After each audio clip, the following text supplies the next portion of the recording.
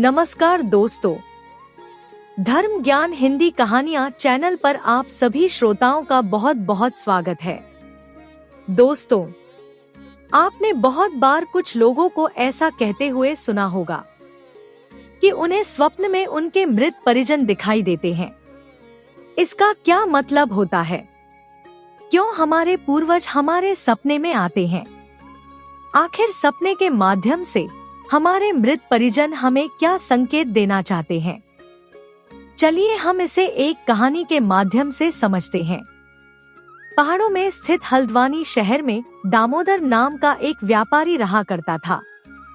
उसके माता पिता का देहांत हो चुका था। घर में दामोदर से छोटे 2 भाई और भी थे। सभी की शादियां हो चुकी थी। व्यापार अच्छा चलने के कारण तीनों भाइयों में परस्पर बहुत प्रेम था। तीनों भाई आपस में एक साथ मिलजुल कर रहते थे। घर में किसी प्रकार की कोई कमी नहीं थी। माता पिता के मरने के बाद दामोदर ही परिवार का मुखिया था। जब तक उसके माता पिता जीवित थे, वे अपने घर में पूजा अनुष्ठान और हवन इत्यादि कराते रहते थे। बार त्योहारों पर ब्राह्मण भोज भी कराते थे।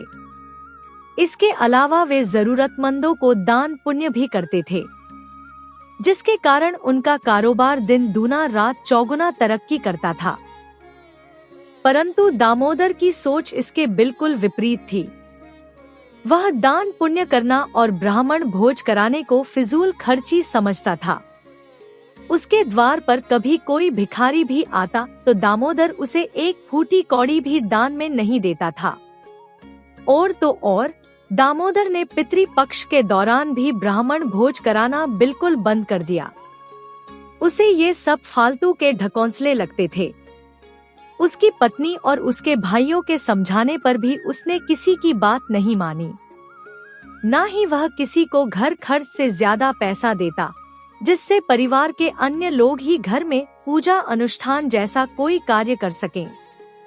जब कई सालों तक दामोदर ने पितृ पक्ष के दौरान अपने पितरों का पिंड दान और तर्पण नहीं किया, ना ही श्राद्ध कर्म करके ब्राह्मण भोज कराया, ऐसा करने से उसके पितरों की आत्मा भूखी प्यासी भटकने लगी।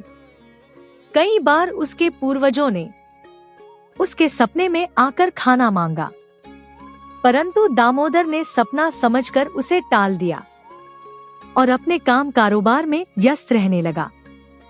पितरों के कई बार संकेत देने पर भी दामोदर ने कोई ध्यान नहीं दिया, तो उसके पितृदेव उससे नाराज हो गए, जिसकी वजह से दामोदर को व्यापार में बहुत बड़ा घाटा हुआ।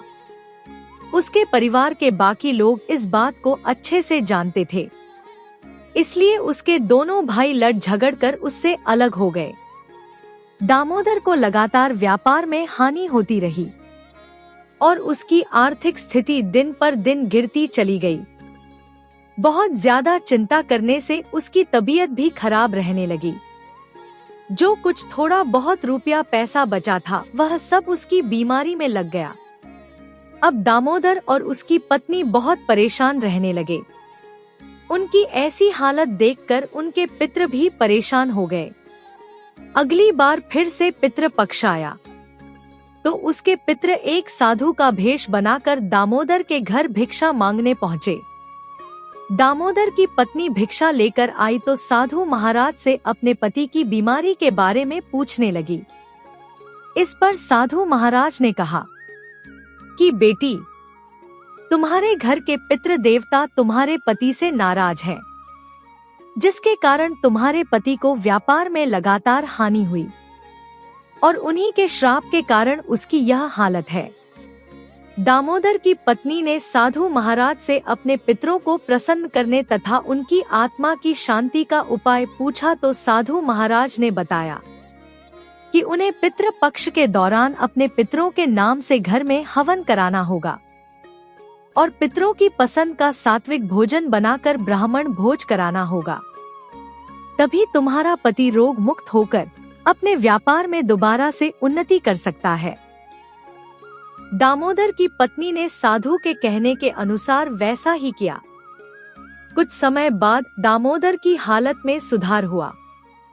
उसने अपने पितरों से अपनी भूल के लिए क्षमा मांगी और साधु महाराज के बताने के अनुसार वह हर साल पितृ पक्ष के दौरान अपने पितरों की पूजा और तर्पण करने लगा।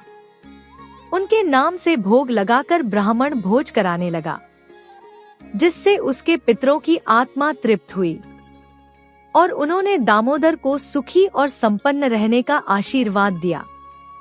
धीरे धीरे दामोदर पहले की तरह फिर से एक बड़ा व्यापारी बन गया। तो दोस्तों, ऐसी होती है पितृ देवताओं की महिमा। पितृ देवता अगर खुश हो जाएं, तो व्यक्ति को फर्श से अर्श पर पहुंचा देते हैं, और अगर यही पितृ देवता किसी से नाराज हो जाएं, तो उसे अर्श से खींचकर फर्श पर पटक देते हैं। इसलिए हमें भगवान के साथ साथ अपने पितृ देवताओं की भी पूजा करनी चाहिए और पितृ पक्ष के 16 दिनों में अपने पितरों के निमित्त अन्न दान और पिंड दान अवश्य करना चाहिए, जिससे हमारे पितृ देवता हमेशा हमसे प्रसन्न रहें और हम पर अपना आशीर्वाद हमेशा बनाए रखें।